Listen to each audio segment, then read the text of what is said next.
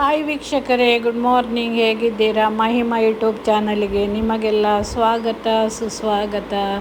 ವೀಕ್ಷಕರೇ, ನನ್ನ ಚಾನಲನ್ನು ಸಬ್ಸ್ಕ್ರೈಬ್ ಮಾಡಿ. ವೀಕ್ಷಕರೇ, ನನ್ನ ವಿಡಿಯೋಗಳನ್ನು ಪೂರ್ತಿ ನೋಡಿ. ಇವತ್ತು ಇದು ಬ್ರಾಹ್ಮಣಿ ಸೊಪ್ಪು, ಅಂದರೆ ಇದಕ್ಕೆ ತಿಮಾರೆ ಅಂತ ಹೇಳ್ತಾರೆ. ನೋಡಿ, ಇದು ಮೊದಲೆಲ್ಲ ನಮ್ಮ ತೋಟದಲ್ಲಿ ಇತ್ತು. ಈಗೆಲ್ಲ ಅದಕ್ಕೆ ಮದ್ದೆಲ್ಲ ಬಿಡ್ತಾರೆ, ತೋಟದಲ್ಲಿ ಬೆಳೆಯೋದಿಲ್ಲ. ಹಾಗೆ ನಾನು ಚಟ್ಟಿಯಲ್ಲಿಟ್ಟು ಬೆಳೆಸಿದ್ದೇನೆ. ಇದು ತುಂಬ ಇದು ತಂಪಲ್ಲ, ಇದು ತಂಪಂತ ಹೇಳ್ತಾರೆ. ಇದು ತುಂಬ ಉಷ್ಣ ಕೂಡ. ಬೇಸಿಗೆ ಕಾಲದಲ್ಲಿ ಇದನ್ನು ಚಟ್ನಿ ಮಾಡಿ ತಿಂತಾರೆ. ಮತ್ತು ತುಂಬ ಒಳ್ಳೆಯದು ಇದು ಮೆದುಳು ಶಕ್ತಿಗೆ. ಮಕ್ಕಳಿಗೆಲ್ಲ ಬೆಳಿಗ್ಗೆ ಒಂದೊಂದು ಕೊಟ್ಟರೆ ತುಂಬ ಒಳ್ಳೆಯದು, ಜ್ಞಾಪಕ ಶಕ್ತಿ ಬರ್ತದೆ ಅಂತ ಹೇಳ್ತಾರೆ.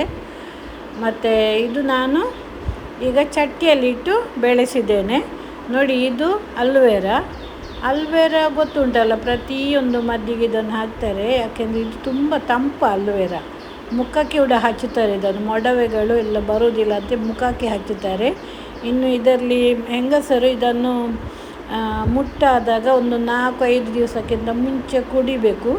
ನೀರಲ್ಲಿ ರಾತ್ರಿ ನೆನೆ ಹಾಕಿ ಅದರ ñೋಳಿಯನ್ನು ಬೆಳಿಗ್ಗೆ ಖಾಲಿ ಹೊಟ್ಟೆ ಕುಡಿದ್ರೆ ಹೊಟ್ಟೆ ನೋವು ಬರುವುದಿಲ್ಲ, ಹೊಟ್ಟೆ ಗ್ಯಾಸ್ಟ್ರಿಗೆಲ್ಲ ನಿಲ್ತದೆ ಅಂತ ಹೇಳ್ತಾರೆ. ಇಲ್ಲದ್ರೆ ಮುಟ್ಟಾಗುವ ಕೆಲವರಿಗೆ ಹೊಟ್ಟೆ ನೋವು ಬರ್ತದಲ್ಲ, ಅದು ತುಂಬ ಒಳ್ಳೆಯದಂತ ಹೇಳ್ತಾರೆ.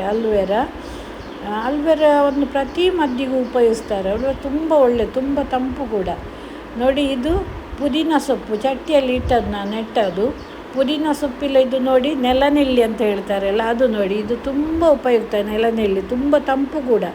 ಇದು ಹಳದಿ ರೋಗಕ್ಕೆ ತುಂಬ ಒಳ್ಳೆಯದು ಇದರ ಕಷಾಯ. ನೋಡಿ, ಅದರಲ್ಲಿ ನೆಲ್ಲಿಕಾಯಿಯಾಗಿ ಚಿಕ್ಕ ನೆಲ್ಲಿಕಾಯಿ ಬರ್ತದೆ ನೋಡಿ.